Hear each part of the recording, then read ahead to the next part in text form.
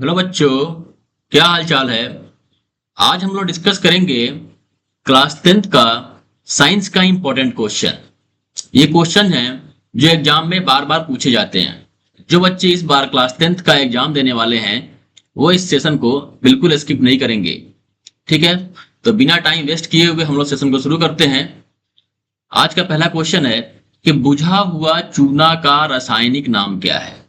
ठीक है, तो देखिए पहला ऑप्शन दिया हुआ है कैल्शियम ऑक्सीक्लोराइड, दूसरा ऑप्शन है कैल्शियम क्लोराइड और तीसरा ऑप्शन दिया हुआ है ऑप्शन नंबर सी है कैल्शियम ऑक्साइड और चौथा ऑप्शन है कैल्शियम हाइड्रोक्साइड। ठीक है, काफी फेवरेट क्वेश्चन है, बहुत बार पूछा हुआ है एग्जाम में। तो इसका सही जवाब हो जाएगा option number D calcium hydroxide. इसका सूत्र होता है CaOH का होल टू। ठीक है, कैल्शियम हाइड्रोक्साइड, कैल्शियम ऑक्साइड का होता है CaO। ठीक है, नेक्स्ट क्वेश्चन देखते हैं, क्वेश्चन नंबर 2। क्वेश्चन नंबर 2 है मीथेन के अणु का आकार होता है। ऑप्शन ए है एक रेखीय, ऑप्शन बी है वलयाकार, ऑप्शन सी है समचतुष्फलकीय और ऑप्शन डी है अष्टफलकीय। तो इसका सही जवाब हो जाएगा ऑप्शन नंबर सी समचतुष्फलकीय। अगला क्वेश्चन है क्वेश्चन नंबर 3। कार्बनिक यौगिकों में कार्बन की संयोजकता होती है, तो कार्बन की संयोजकता कार्बनिक यौगिकों में 4 होती है। ठीक है, क्योंकि कार्बन का परमाणु संख्या 6 होता है C6 और इसका जब इलेक्ट्रॉनिक विन्यास करते हैं तो 2 और 4 होता है। इसके 72 कक्षा में 4 इलेक्ट्रॉन होते हैं। ठीक है, और यही 4 इलेक्ट्रॉन रासायनिक अभिक्रिया में भाग लेते हैं। ठीक है, तो इसलिए इसकी संयोजकता जो होती है 4 होती है।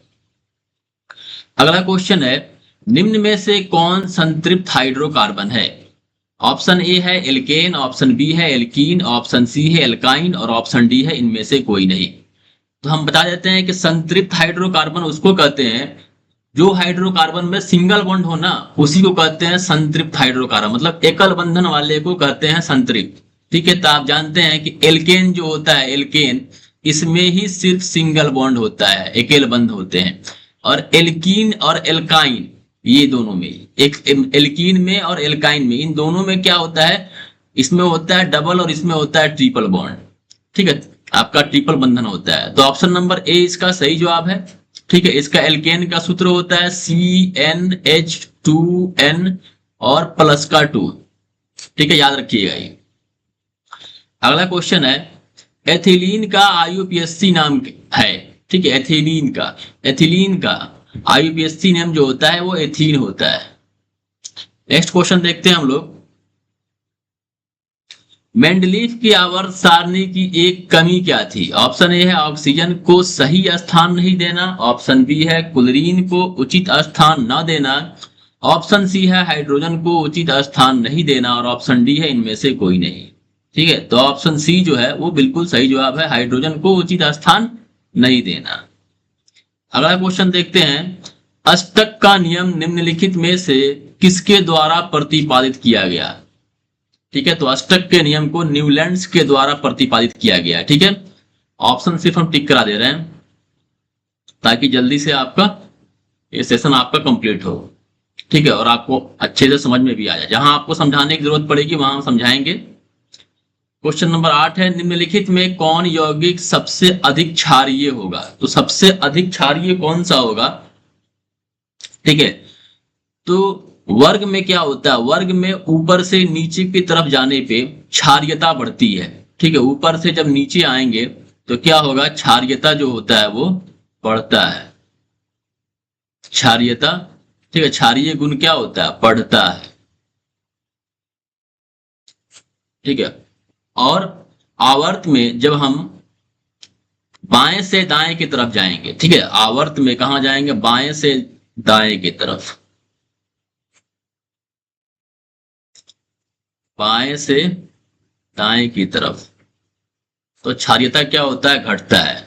तो सोडियम जो होता है वो आपके पहले वर्ग में ये होता है इसलिए, और ये आपका होता है 13वें वर्ग में। ठीक है, तो ऑप्शन नंबर इसका ए जो है वो, ये मतलब ऑप्शन नंबर बी जो है वो सही जवाब है। ठीक है, सोडियम ये सोडियम ऑक्साइड, सोडियम ऑक्साइड का क्या होगा, क्षारीय सबसे अधिक होगा।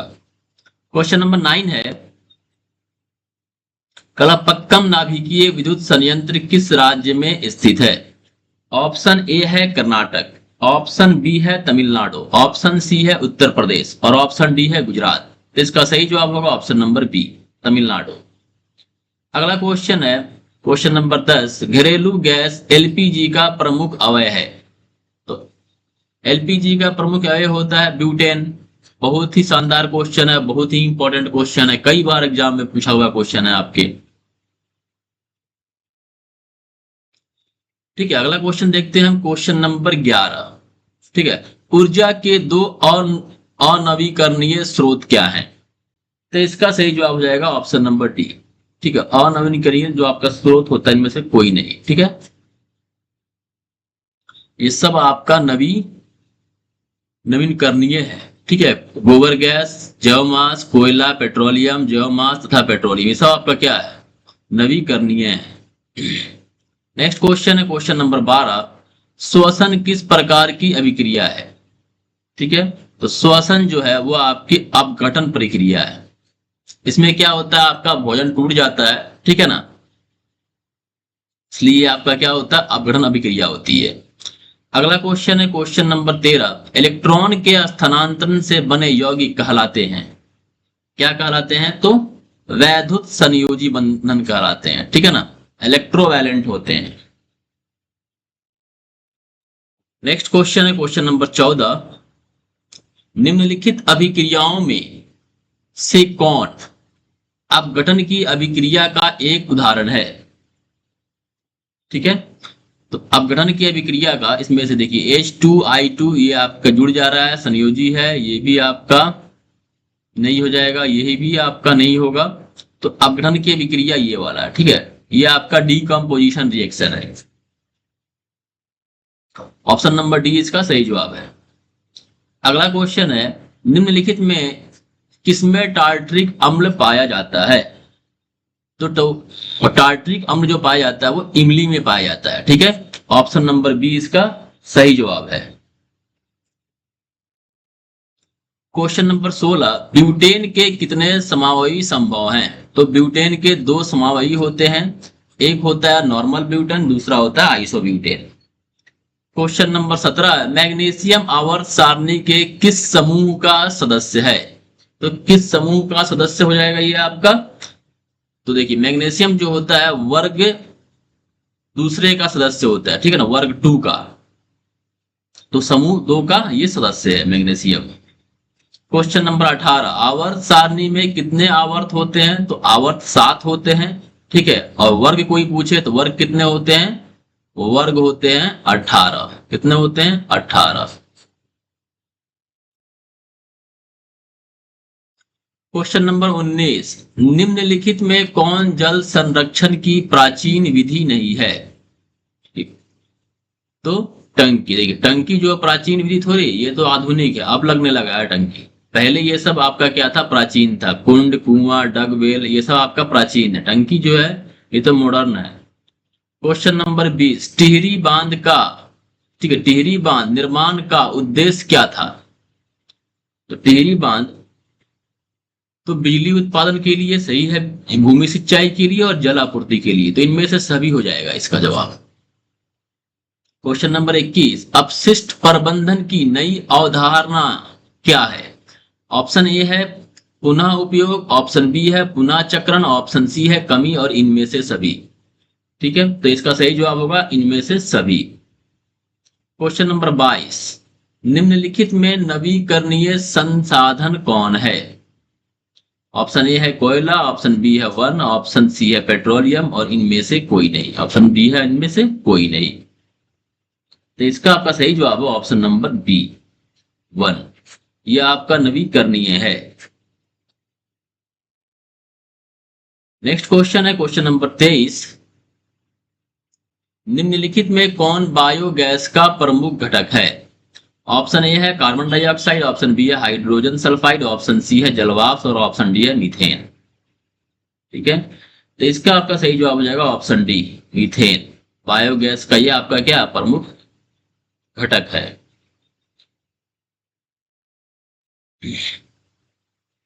क्वेश्चन नंबर 24 है, पेप्टिक अल्सर हो सकता है, ठीक है, पेप्टिक अल्सर हो सकता है। क्वेश्चन नंबर 24 है ये।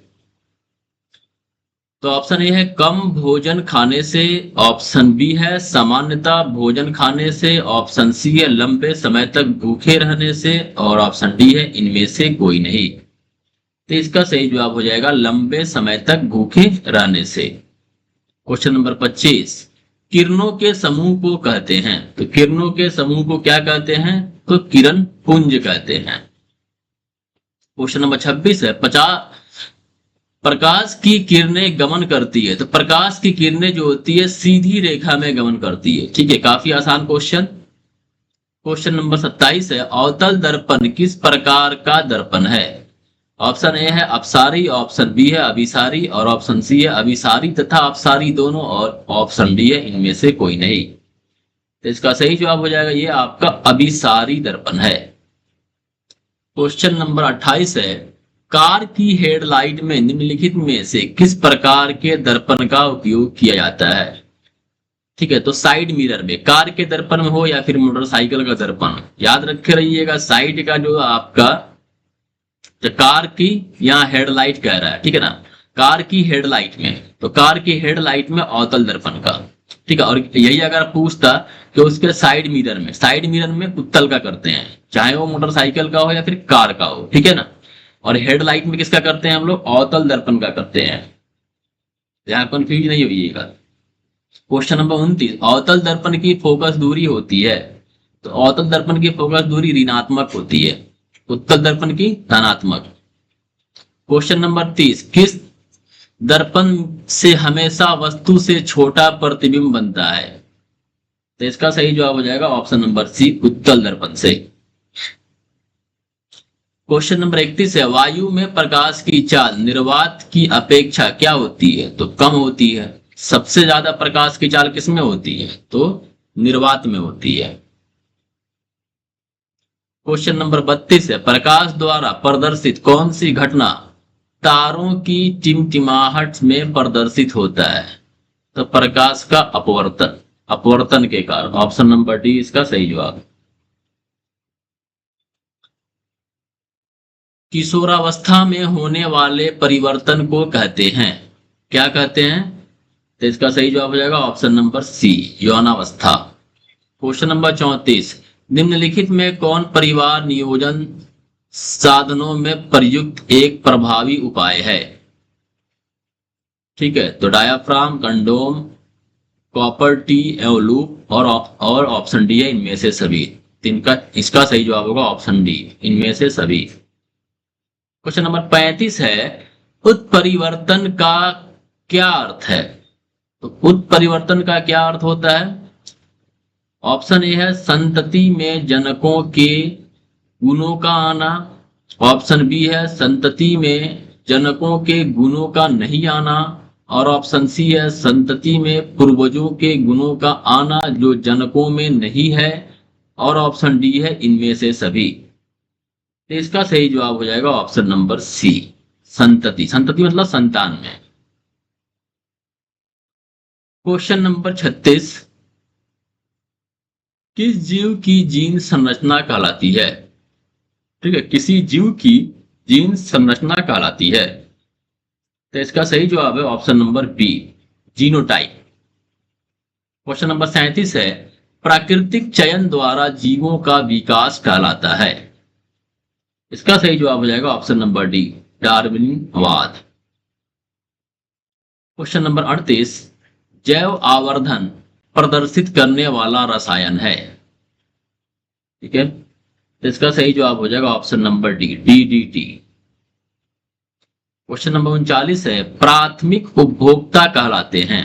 तो प्राथमिक उपभोक्ता क्या कहलाते हैं? तो शाकाहारी कहलाते हैं। ठीक है, दो जगह दे दिया ये ऑप्शन, तो ऑप्शन डी इसका सही जवाब है। नेक्स्ट क्वेश्चन है क्वेश्चन नंबर 40, सीएफसी का व्यापक उपयोग होता है। ऑप्शन ए है जेट इंजनों में, ऑप्शन बी है रेफ्रिजरेटरों में, और ऑप्शन सी है एयर कंडीशनरों में, और ऑप्शन डी है इनमें से सभी। तो इसका सही जवाब ऑप्शन नंबर डी है, इनमें से सभी। इन सभी में सीएफसी जो होता है वो निकलता है अब, ठीक है, क्लोरोफ्लोरोकार्बन।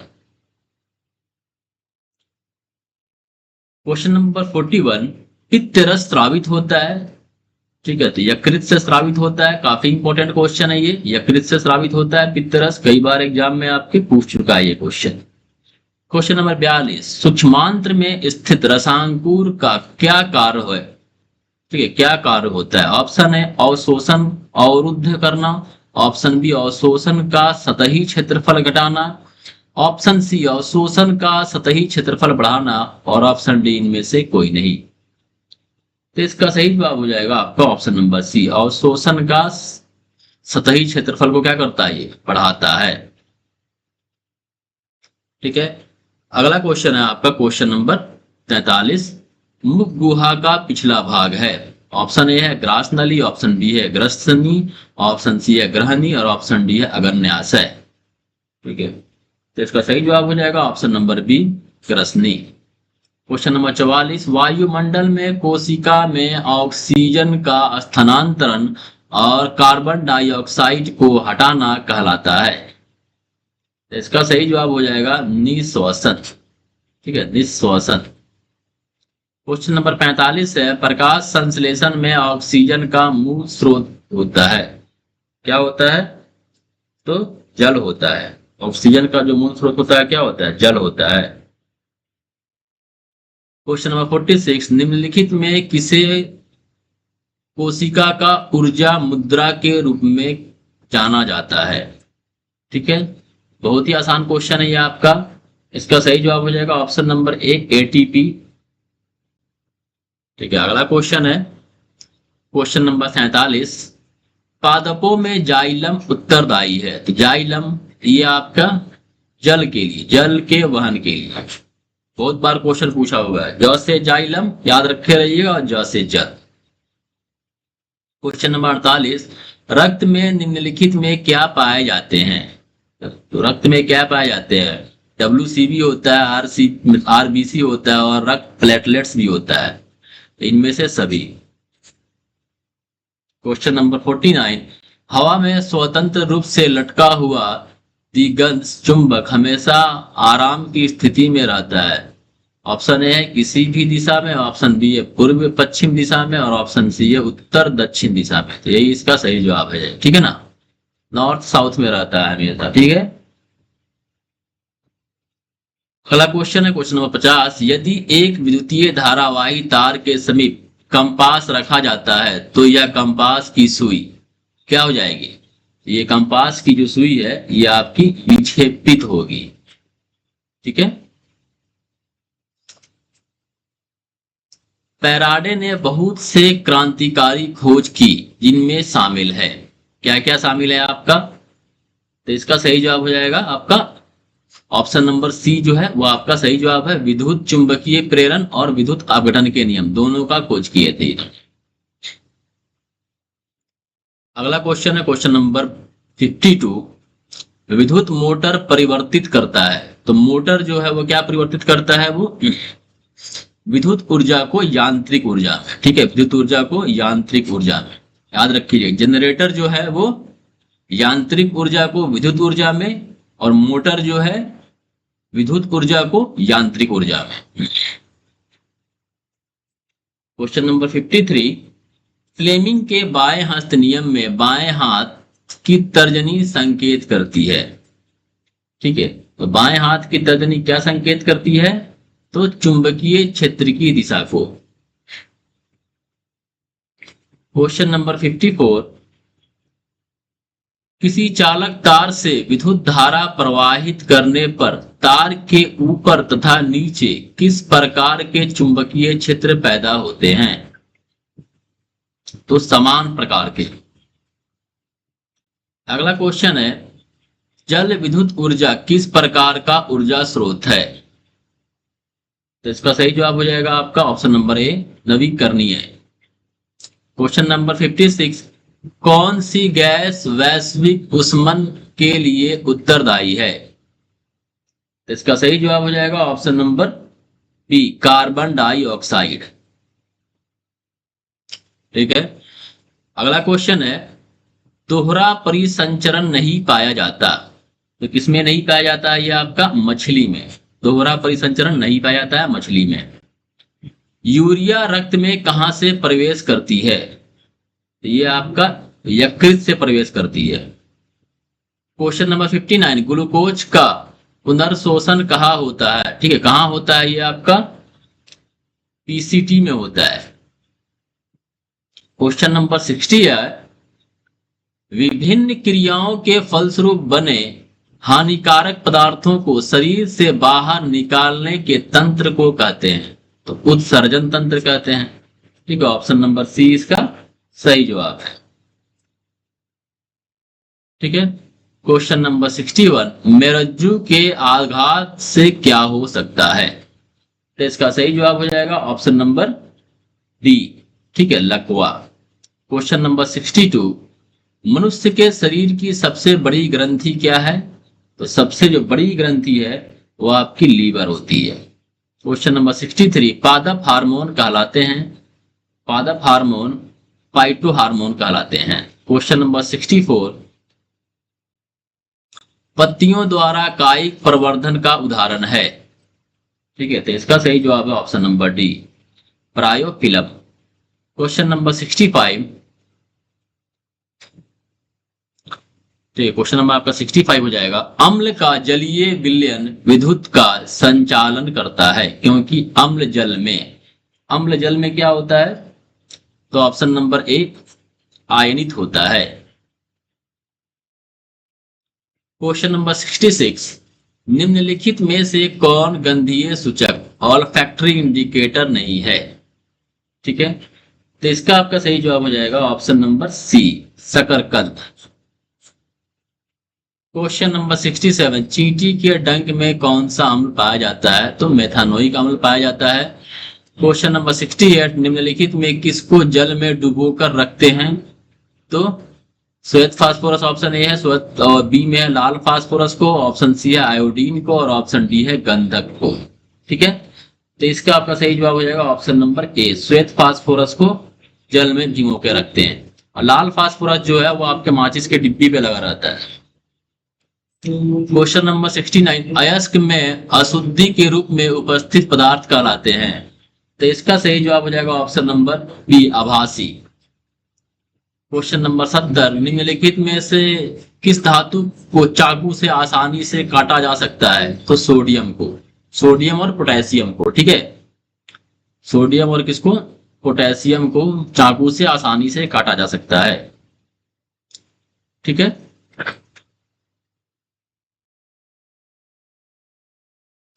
तो इसको, तो आपके इस सेशन में हम लोग क्वेश्चन नंबर 70 तक ही करेंगे। जो इसका आपका नेक्स्ट सेशन होगा उसमें हम लोग दूसरे प्रैक्टिस सेट को करेंगे। अगर आपको वीडियो अच्छा लगा तो आप हमारे चैनल को सब्सक्राइब करें। फिर मिलते हैं हम अगली क्लास में।